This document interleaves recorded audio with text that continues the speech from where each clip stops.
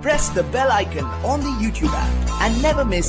मिल करके 370 लगाया था, लेकिन 370 जब लगा उसके बाद भी आतंक खत्म कहाँ हुआ? आतंक तो खत्म नहीं हुआ। 1954 से लेकर के जिस हिसाब से कश्मीरी पंडितों का जेनोसाइड किया गया, नरसंहार किया गया, उसके बाद 1989 और 1990 में बेनजीर भुट्टो के कहने पर यासीन मलिक और लश्कर तैयबा जो पाकिस्तान का जिहादी जो टीम है, टेररिज्म ऑर्गेनाइजेशन है, उन्होंने जो हालात जम्मू कश्मीर के किए थे, तो उसमें तो 370 का कोई वैल्यू नजर ही नहीं आया था। किसी भी तरीके का कोई वैल्यू नजर ही नहीं आया था।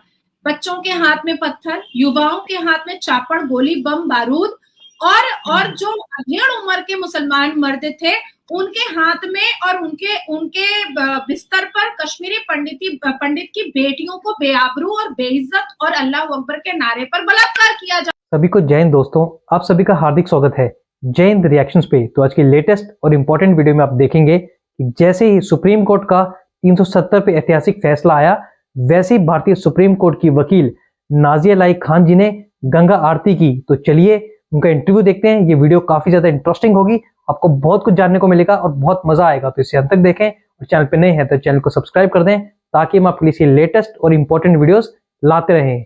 जय हिंद, जय भारत। ये जो फैसला आया है और आने वाले दिनों में जो है कश्मीरियों के लिए इस पे क्या रिएक्शन हो सकता है, क्योंकि ह्यूमन राइट वायलेशन की भी बात की जा रही है कि एक गवर्नर जो है वो इंतजामात उस तरह से नहीं चला सकता जब तक कि वहां पर इलेक्शन नहीं हो जाते। सबसे पहले कांग्रेचुलेशन, आप बीजेपी की स्पोक पर्सन है। प्राइम मिनिस्टर नरेंद्र मोदी के फैसले को सुप्रीम कोर्ट ने जो है वैलिड करार दिया, क्या कहेंगे आप इस पे?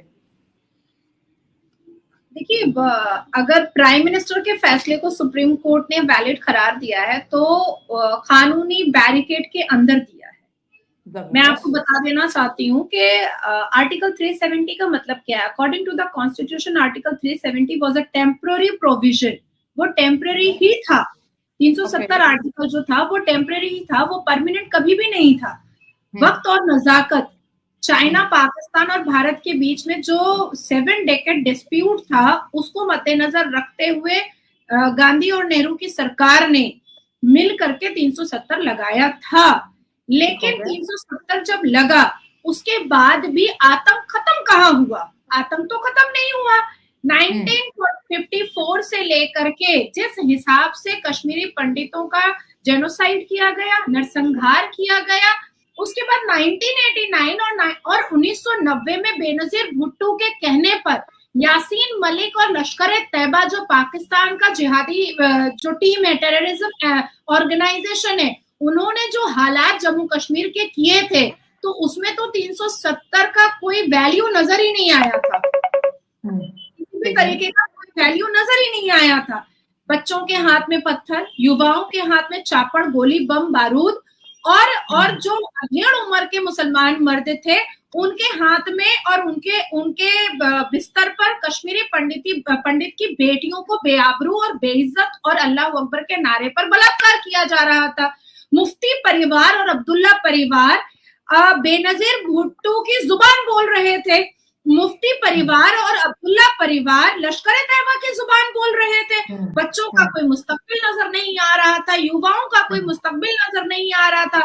पाकिस्तान इलीगल ऑक्यूपाई कश्मीर की मस्जिदों से बेनजीर भुट्टो 1989 और 1990 में ऐलान करवाती थी और यासीन मलिक पपेट की तरह, दलाल की तरह बेनजीर भुट्टो की बात पर ये ऐलान हमारे जम्मू एंड कश्मीर और लद्दाख में करता था कि जितने भी कश्मीरी पंडित हैं वो अपना घर द्वार छोड़ करके भागे, नहीं तो जान से भी जाएंगे। पिता के सामने बेटी का और पत्नी का बलात्कार होता था, पिता को बैठा करके।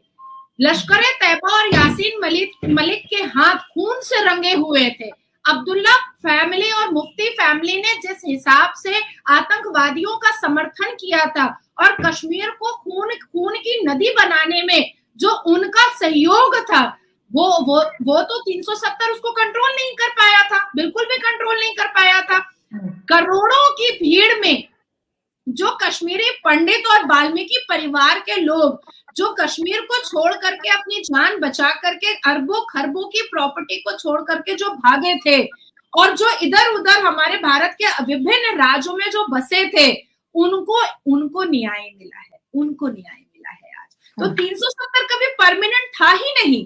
370 as per the constitution of India was a temporary provision. तो ऐसा नहीं है कि सुप्रीम कोर्ट ने मोदी जी की बोली बोल दी है, या सुप्रीम कोर्ट ने राष्ट्र के जो प्रेसिडेंट ऑफ भारत है उनकी राष्ट्रपति की बोली बोल दी है। नहीं, सुप्रीम कोर्ट के पास कानून की किताब संविधान रखा हुआ था और संविधान उनको 370 दोबारा लगाने की अनुमति ही नहीं दे रहा था, बिल्कुल नहीं दे रहा था, क्योंकि एक सरकार ने 370 कांग्रेस की सरकार ने लगाया था और एक उससे भी ऊपर भारत के राष्ट्रपति ने 5 अगस्त 2019 को 370 हटाया। ठीक है, अब बात आती है कि article 370 verdict, supreme court uphold abrogation of Article 370 in Jammu and Kashmir orders election by September 2024। पहले जम्मू एंड कश्मीर में 80 सीटें थी, 90 सीटें की गई हैं। पहले जम्मू एंड कश्मीर में 6 सीटें थी शेड्यूल कास्ट के लिए, जिसको बढ़ा करके 9 कर दिया गया है, जिसमें शेड्यूल कास्ट और शेड्यूल ट्राइब्स है। मैंने आपके साथ ही सेशन किया था कि हमने पीओके के लिए भी हमारे गृह मंत्री ने 24 सीटें रिजर्व करके रखी हैं। 7 डेकेड के डिस्प्यूट को आज खत्म किया गया है। कश्मीरी पंडितों का जेनोसाइड और नरसंहार हुआ, इससे किसी को भी कोई भी डिनाई नहीं कर सकता है, कोई भी डिनाई नहीं कर सकता। और जो डिनाई कर रहा है इसका मतलब है कि वो जीता जागता शैतान है। हाँ, मुझे ये बात कहते हुए शर्म आती है कि पहले हमारी एक मौन व्रत की सरकार हुआ करती थी, जो यासीन मलिक के साथ, जब यासीन मलिक लश्कर तैयबा के बोलने पर मनमोहन सिंह से मिलने के लिए आता था तो रेड कारपेट बिछाया जाता था और फोटोबाजियां हुआ करती थी। जिस यासीन मलिक का हाथ लाखों कश्मीरी पंडितों के खून से रंगा हुआ था, उससे मनमोहन सिंह जी बड़े इज्जत और बड़े इज्जत आबरू के साथ मीडिया के सामने मिलते थे और यासीन मलिक के लिए रेड कारपेट बिछाते थे। ऐसा नहीं है कि यासीन मलिक भारत में अब नहीं आता, भारत के ही जेल में है, लेकिन बात सिर्फ इतनी सी है कि अब रेड कारपेट नहीं बिछता है, अब उसके कमर में और हाथ में रस्सी लगी रहती है।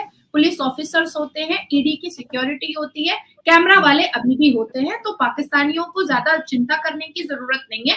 अब अच्छा खाना, ऐशो आराम और रेड कारपेट नहीं है, लेकिन मीडिया अभी भी है। फर्क सिर्फ इतना है कि यासीन मलिक के कमर में और हाथ में रस्सा बंधा रहता है। आजादी के बाद पहली बार कश्मीरी पंडित और वाल्मीकि को अपना अधिकार मिला है, पहली बार 76 साल की आजादी के पहली बार।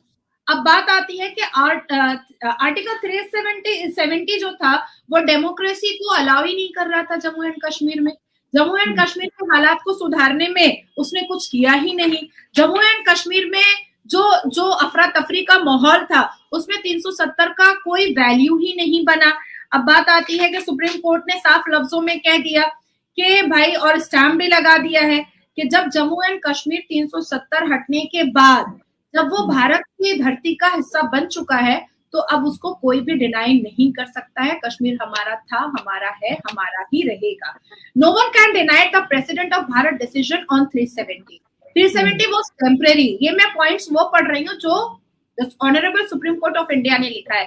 राष्ट्रपति of Bharat have power and authority to take decision on 370। Supreme court allows to election of Vidhansabha in Jammu and Kashmir till 2024 सितंबर। अब बात आ रही है बड़ी खूबसूरत। जी जरूर। ये कपिल सिब्बल जी बड़ा रो रहे थे, अरे ये बहुत खराब कर दिया गया, अरे ये बहुत गलत कर दिया गया, 370 कैसे हटाया जा सकता है। तब भारत की जनता जो है वो सवाल करना स्टार्ट की। अलग अलग विभिन्न सोशल प्लेटफॉर्म पे अपने अपने तरीके से भारत की जनता ने सहयोग किया और मैं नमन करती हूँ शीश झुका करके अपने तमाम सनातनियों का और उन भारत के नागरिक का जो संविधान को सर्वप्रथम मानते हैं। अब मैं पूछना चाहती हूँ कि 4 साल में और 370 हटने के बाद जम्मू एंड कश्मीर में जो डेवलपमेंट और इम्प्रूवमेंट हुआ है उससे कौन कमबख्त इनकार कर सकता है? क्या जम्मू एंड कश्मीर में 370 हटने के बाद इंडस्ट्रियल इन्वेस्टमेंट नहीं हुआ? क्या मिनिस्ट्री ऑफ होम अफेयर के डेटा के हिसाब से PMGSY 692 किलोमीटर रोड लेंथ को जो 8 से 10 घंटे में पूरा होता था, उसको सिर्फ 5 से 6 घंटे में कंप्लीट नहीं किया गया। मैं पूछना चाहती हूँ कि 17,78,066 प्रोजेक्ट कंप्लीट नहीं हुए जम्मू एंड कश्मीर में? क्या 302 ब्रिजेस कंप्लीट नहीं हुई जम्मू एंड कश्मीर में? क्या 3.639 करोड़ सैंक्शन नहीं हुआ जम्मू एंड कश्मीर में? और उसका लाभ कश्मीर के हर एक वर्ग के लोगों ने नहीं उठाया। अब बात आती है कि नेशनल हाईवे डेवलप किया, 5 एक्सप्रेस हाईवे बने, 10 मेजर और 11 अदर टनल्स बने, 33 फ्लाईओवर्स बने और 11 मेजर टाउन्स बाईपासेस बने और 18 मेजर ऐसे गांवों को शहर में तब्दील किया गया जिन्होंने कभी सोचा ही नहीं था कि उनके यहाँ बिजली, पानी, हॉस्पिटल, स्कूल, नर्सिंग सेंटर, ये सारी चीजें मिल सकती है। उन्होंने कभी एग्जैक्टली और यही चीज इंडिया के सुप्रीम कोर्ट ने भी आज की, क्योंकि मैं भी लाइव देख रही थी, उन्होंने कहा कि आर्टिकल 370 के हटने से जिन एरियाज को अफेक्ट हुआ है, जिन एरियाज को नुकसान पहुंचा है, आने वाले जो वक्त है उसमें उनको भी इसका जो है फायदा पहुंचेगा। ये तो चलो एक अच्छी चीज है। इसके साथ साथ इंडिया की जो कॉन्स्टिट्यूशन है और इंडिया के अंदर जो डेमोक्रेसी है उसकी आज बहुत बड़ी जिंदा मिसाल हमने देखी। जो जजेस जो है वो पार्लियामेंट के फैसलों को ऑनर करते हैं, उसका रिस्पेक्ट करते हैं और साथ साथ ये भी सुनने में आया कि ये सिर्फ प्राइम मिनिस्टर का फैसला नहीं है, पूरे पार्लियामेंट ने इस पे अप्रूवल दिया है। जी जी मैं शैला फिर से आपको करेक्शन करूंगी कि जब हम सर्वोच्च न्यायपालिका के अंदर एंटर करते हैं तो वहां पर किसी का कोई भी वैल्यू नहीं, वहां पर सिर्फ संविधान का वैल्यू है, वहां पर सिर्फ कॉन्स्टिट्यूशन ऑफ इंडिया और कानून का वैल्यू है। सुप्रीम कोर्ट के 5 जजेस का कहना है कि वो कानून के सर्वेंट है, वो सिर्फ कानून समझेंगे। उनको ये नहीं देखना है कि पार्लियामेंट में बैठ करके गृह मंत्री ने इस बात को कहा है कि भारत के प्रधानमंत्री ने इस बात को कहा है। उनको ये चीज से कोई लेना देना नहीं है। उन्होंने इलेक्शन की भी बात की कि आप इलेक्शन कब करवा रहे हो, मतलब ये प्रक्रिया ये अलाउ सुप्रीम कोर्ट ही कर सकता था। जैसे मैंने 2017 में जब 3 तलाक बैन करवाया था तो बैन सुप्रीम कोर्ट ने किया था, बिल्कुल सुप्रीम कोर्ट ने वो हिस्टोरिकल वर्डिक्ट निकाला था, लेकिन उस पर कानून इम्प्लीमेंट करने के लिए सुप्रीम कोर्ट ने ऑर्डर दिया था कि अब इस पर कानून जो है वो लोकसभा में बनाया जाए। जबरदस्त। और अगर लोगों को वो कानून पसंद नहीं आएगा तो लोग फिर से मेरे पास आ सकते हैं। अगर लोकसभा का बना हुआ इम्प्लीमेंट किया हुआ कानून अगर पसंद नहीं आता है एक मेजॉरिटी वर्ग को तो वो फिर मेरे पास आ सकते हैं। दोस्तों आशा करता हूँ कि वीडियो को आपने अंत तक देखा होगा और हमेशा की तरह नाज़िया अलाई खान जी का बेबाक और दमदार रिएक्शन और इंटरव्यू काफी पसंद आया होगा। उसमें आपको बहुत कुछ जानने को मिला होगा। मैं कल से देख रहा था, जब से सुप्रीम कोर्ट का 370 पे ऐतिहासिक फैसला आया वैसे ही पाकिस्तान में मातम छाया और पाकिस्तानी मीडिया काफी ज्यादा बौखलाया हुआ है और भारत के बारे में काफी ज्यादा अनाप शनाप बोल रहा है। पर हम जानते हैं कि ये फैसला बड़ा ऐतिहासिक है और इसने हमारी आत्मा को सुकून पहुंचाया है और ये हर भारतवासी के लिए एक यादगार दिन रहेगा। तो आशा करता हूँ वीडियो आपको काफी पसंद आई होगी। इस वीडियो के बारे में और नाज़िया खान जी के बेबाक रिएक्शन के बारे में जो भी आपके विचार हैं, आप अपने विचार हमें कमेंट सेक्शन में लिखकर जरूर बताएं। और एक बार फिर चैनल पर नए हैं तो चैनल को सब्सक्राइब कर दें ताकि हम आपके लिए लेटेस्ट इंपॉर्टेंट और इन्फॉर्मेटिव वीडियोस लाते रहें। तो चलिए फिर मिलेंगे ऐसी किसी इंटरेस्टिंग वीडियो में, तब तक अपना ध्यान रखिए। जय हिंद, जय भारत।